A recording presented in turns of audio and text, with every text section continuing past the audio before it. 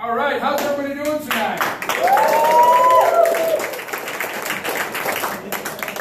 My name's Christoph Wyman, and I am the proud author of a book that just hit the press, a hot new book called Getting to Wow. Everybody wins with 5-star service. Do you believe that, sir? I believe that you believe it. Well, this book is all about 5-star service. And when I say 5-star service, I'm not talking about fine dining service. Because you can get, do you believe that you can get or that you can deliver 5-star service in any venue, any establishment, any type of restaurant, any type of bar? Yes. You agree that that is true? Yes. Awesome. So you guys are all bartenders and bar apprentices, bar professionals. How many of you are bartenders? And bar assistants or bar apprentices? About half and half, okay. And you're all at different places in your career. Some of you look like you probably aren't even legal to drink yet. Oh Lord, look at this. All right.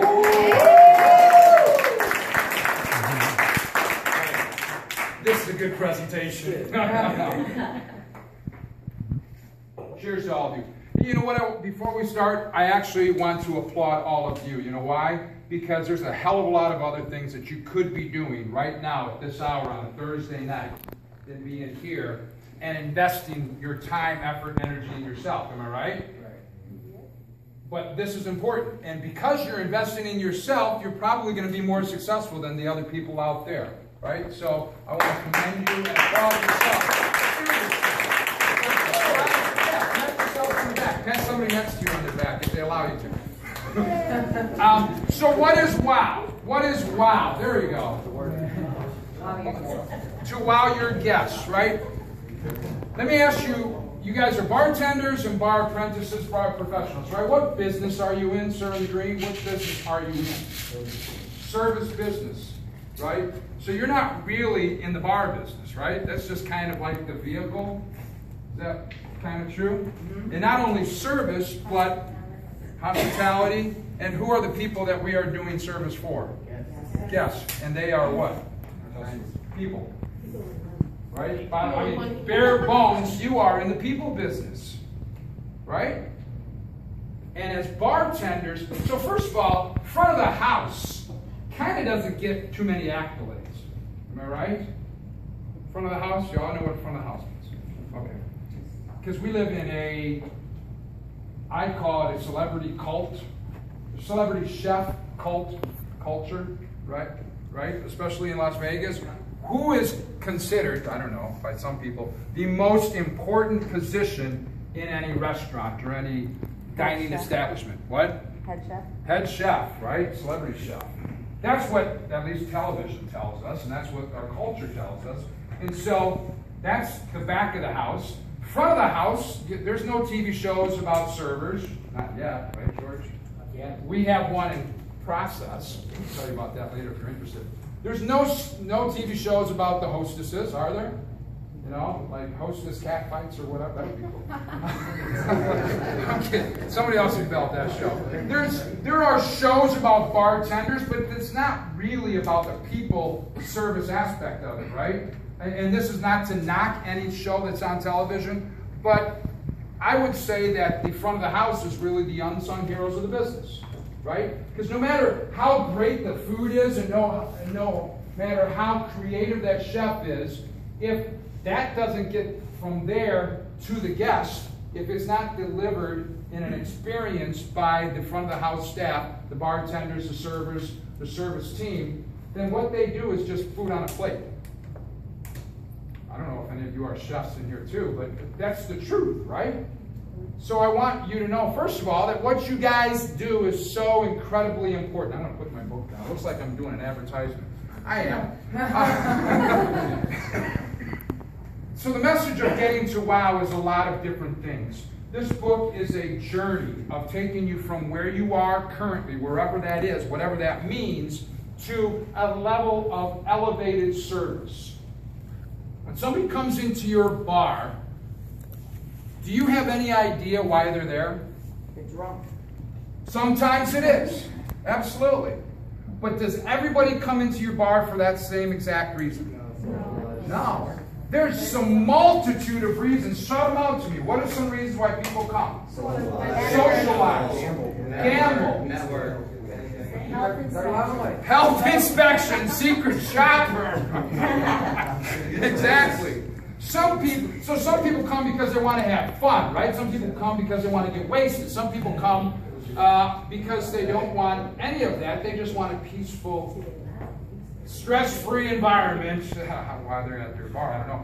No, but sometimes they just come and they want to sit and relax. And so we talked about your job is you're in the people business, but what else is it? You guys are counselors, psychologists, therapists. What else? Consultants. You know, somebody told me this afternoon, Google. Like, whenever somebody wants something, they ask the bartender, hey, dude, what, you know, whether it's, you know, what do you call it, you know, you have a bet with somebody, like trying to figure out the answer to the bet, or a hookup, right? Everybody asks the bartender, hey, do you know somebody who's a good mechanic around here that, you know, can hook me up? Or so you guys have a multitude of hats, a multitude of positions that you fulfill. None of those things are on the job description when you sit down with the manager and says, well, here's what you're going to be doing. Because it's not laid out to you, but you understand. And yet, what you do is kind of in the background, right? Every day in every restaurant, every good restaurant, they have what's called a pre-shift lineup, right? How many of you have ever been to the pre-shift lineup? About 6 or 7 of you. Why? Because the pre-shift lineup is for the servers, maybe the hostesses because they want to taste the food, right? And the chefs. And where are the bartenders? Where are you guys and girls? At the bar, because you are setting up, right? You're getting ready for the shift. First one's in, last one's out, right? And so we know that you are not given a lot of respect. It's not a lot of, okay, it is cooler, I guess, to be a bartender than to be a server. You know, if you're a bartender at Omnia, that's a lot cooler than saying, you know, well, I'm a waiter at Rick Moon's or whatever, right? Right? Like, you'll promote that, but if you're a waiter. But the point is that what you do is seemingly not that important, and yet it so really is. So I want to tell you about something called setting the tone. Setting the tone, or setting the stage. We've all heard that first impressions are super important. Do you guys go to bars when you're not working? No. No, stay away from those places. Isn't it true that there are some bartenders that are phenomenal, that are amazing, that are guest-focused, that are in tune with you, that have positive, upbeat energy, that are welcoming, and then there are other bartenders, and you go to their bar and they go,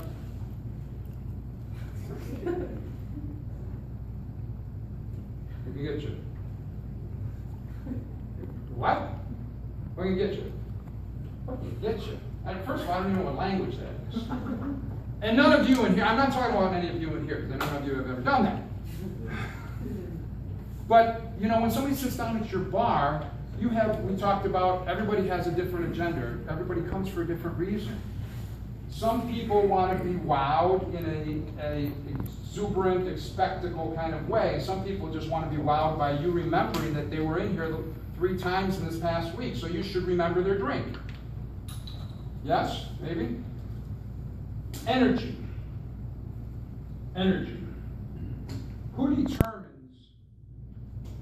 whether you guys are in rapt attention, I love it. Either you're like, had a lot of shots, or this is making sense.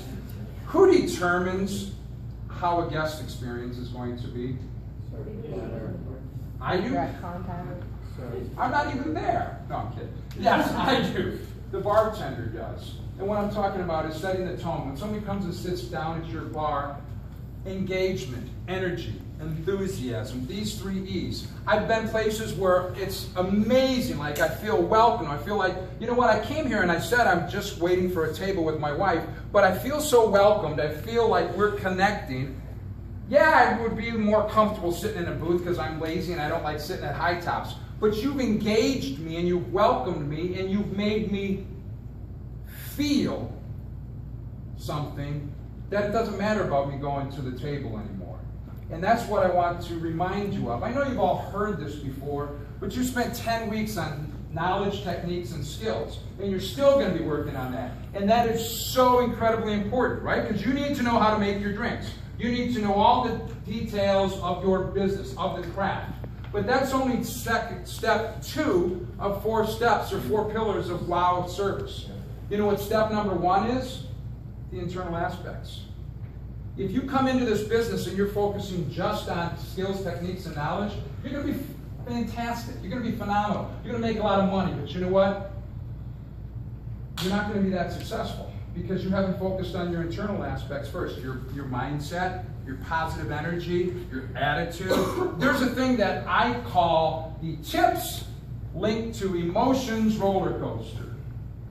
We all know how a roller coaster goes. So any of you ever experienced this or observed this? Hey, how was your shift tonight? Oh, it was fantastic. I know that's not how your voice is. It was fantastic. Why? Well, because my regular Cheryl Lee, she came in and she brought her 3 friends and they stayed for 3 hours and they double tipped me. And then this person came in and he won at the game, so he, gave me an extra $100 and blah, blah, blah, blah, blah. Okay, how was your shift the next day? How was your shift? Sucked. Why? Why did it suck? Crappy customers, cheap asses, tight wads. Nobody ever says that, I know. Sorry. Pristine ears, I know, sorry. But have you ever seen this, experienced this, or seen any of your colleagues or coworkers doing this? Why would you, in the business that is the most unpredictable, that has so many factors that you can't control, why would you let your feelings be linked to something like your tips? And oh, by the way, which might have come first? Is it the crappy customers, the cheap customers, the tight wads, the crappy shift, this sucks, or the bad attitude? I'm just offering you an idea, a possibility. Look, there are certain things that we can't control. We know that, right? But we can control how we approach it and how we respond to it.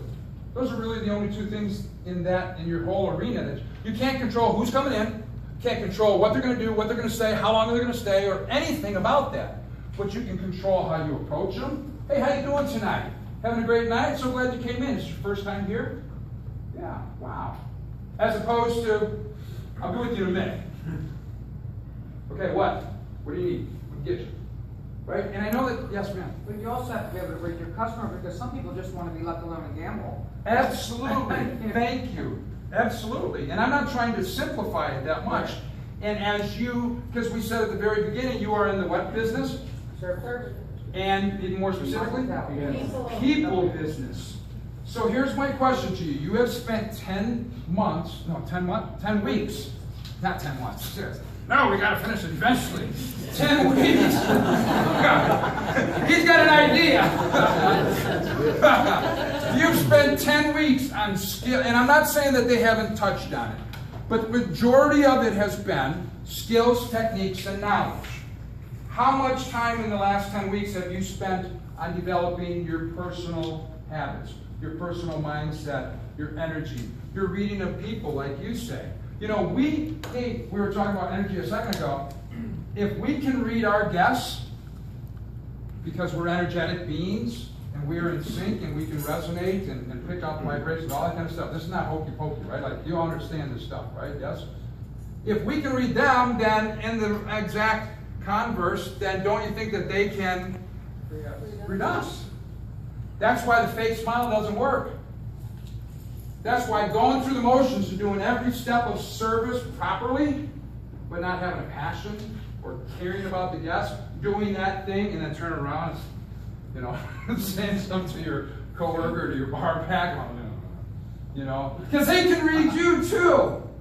And a lot of times they're not tipping you on your performance or on how great the drink is or isn't. Like, dude, I made this amazing killer, whatever your favorite cocktail is, that you are a master at creating and putting a twist on it. Negroni. Negroni, my favorite. My favorite. Hey, thank you. I just heard I'm right here. Oh, okay, we're going to have Negronis. But if you did all those technical things properly, perfect, but the heart, the attitude, the energy, the passion is not there, You're missing it. Okay, I'm done. That There's so much more. There's so much more. It's a show. Two other things. So I'm going to give you 3 S's. Number 1 is setting the tone. Setting the tone, setting the stage. How you approach. Please don't wait for your guests to say something to you. And yes, they may want to be left alone, but you will pick that up as soon as you have the first approach. How are you tonight, sir? Oh, great. I just came in to have a nice white drink. Perfect. And to them, wow is going to be you just being aware, but not saying a lot of stuff. Not joking with them. Not calling them boss or Skip. Listen, I'm not your boss. Unless your boss comes in, or what did somebody call me? Skip. No, Skip. I don't even know what it was. What? Pardon me? What's up, buddy? Buddy?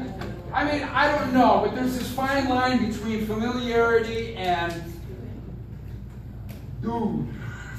Like, I don't have all the answers. I'm just sharing with you some ideas. I do know one thing. If it's not your boss, don't call him your boss. Okay? And probably don't say, hey, lady. There's a proper way and a nice way to say it. So, setting the tone. You establish how it's going to be. Can't control the actions, the activities, what they do, but you can control the approach and your response. Number 2 is, it's an S. What is it?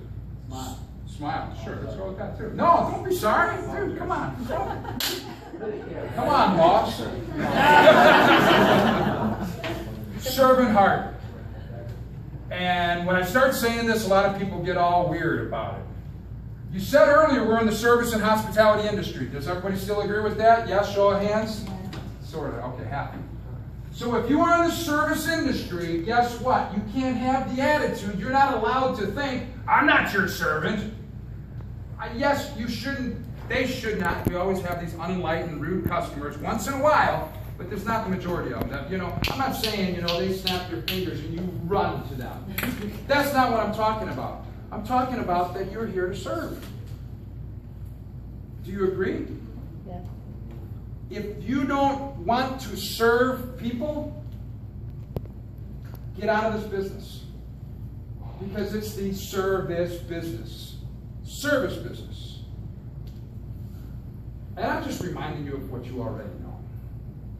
The third S I'm going to share with you is, somebody said to me earlier this afternoon, I said, what kind of business, or what is one of our roles? And they said, entertaining. Do you agree with that? Yeah. And entertaining is a lot of different things for different people. Yes, there's flair, and I'm not talking about just that, but it's entertaining the guest and putting on a show. And sometimes the show is big and grand, and sometimes it's you being a conductor and getting these people over here that you feel their energy, that they would have so much in common with this group over here. And hey, do you guys know Chuck over there? I know that's not true. Is your name Chuck? I would be psyched. But putting people together. There's all different ways of being a performer, but you have to understand, when you walk into that bar, you are on stage, even if you're not open yet. I'm still good. Dude, if you're behind your, pardon me, ladies and gentlemen, if you are behind your bar, you're on stage.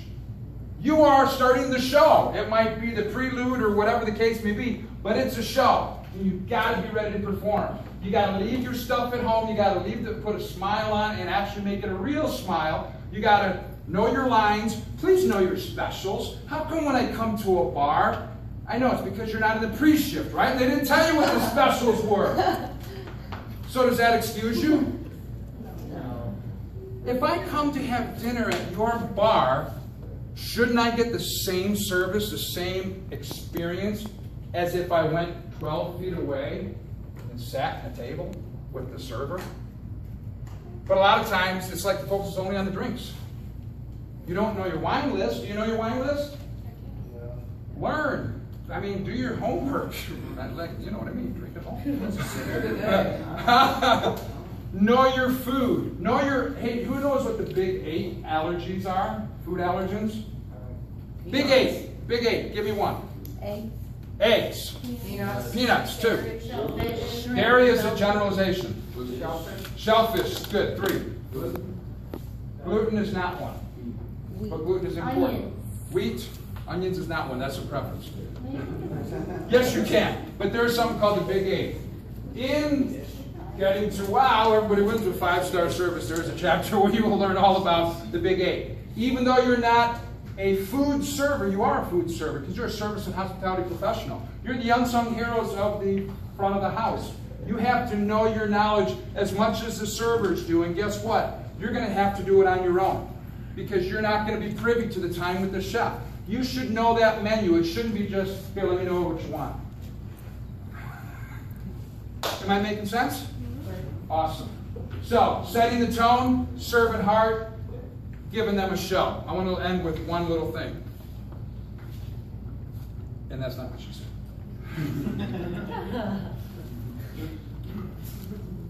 We're gonna edit some of this, right? Okay. There is this is from the chapter called Getting Ready for the Show. Because it's a show. You guys are on stage. There is a commonality between the excitement people feel when they're seeing a show or a concert and the excitement that they feel about having dinner at a new restaurant or bar or their favorite eatery. Restaurants obviously fill the need for sustenance for guests, but most of the time they play an experiential role in the guest's life. For some, this is the place you go to end your busy week on a high note, right? That's why people come to your bar sometimes. It's what you look forward to all week long, talking about the guests. The excitement, anticipation builds, and as you walk in the door, your pulse races. That's from the customer's perspective. That should be yours too, when you're anticipating your guests coming in. Guests are expecting a show. From the sights they see and the aromas they smell to the interaction they have with other guests and the service staff. These elements all culminate as they would in any theatrical performance. There's a beautiful drama that should unfold at the table throughout the meal or at the bar throughout the meal. The service professional has at his or her disposal multiple opportunities to add theatrical elements. The perfectly timed arrival to the table. Is it important to make sure that the food gets to the guests on time, even if they're eating at the bar? Yeah. You hear that bell or somebody calls or however you are alerted, you need to go get it. Hot food hot, cold food cold, right? Throughout the meal. The perfectly timed, the ability to craft and create a culinary or cocktail journey for the guests and the manner in which they carry themselves mentally and physically throughout the meal. These all add to the drama and to the experience. A good drama, a show, a performance. Your guests are paying for it. It makes the food and the drinks taste better. And this is the last part. Guests should feel as if something magical just took place and they want more of it. And that's the experience that you can provide and create for your guests. Did I just jump? Wow. I want to thank Paul, Samia, and George, and all of you. Thank you all for being here, seriously. I truly appreciate it, and I hope there's something of value that I shared with you. The book is $25. We have partnered with 3 Square Food Bank. Every book that we sell, we are giving $3 to 3 Square. So in addition to having a fantastic guide that you will look to over and over again, you are also contributing to helping our food insecurity here in Southern Nevada. I welcome you to come take a look at the book, ask any questions. Last thing, we do a blog every week called Soup Fly. It's a metaphor for something bad that could happen in a restaurant or a dining experience. Soup Fly. If you are interested in signing up for the newsletter or for the blog, you're welcome to do that. And we're starting to do some free seminars. So if I have your contact information, I will share everything that we are doing. And God bless you all for being here. Cheers.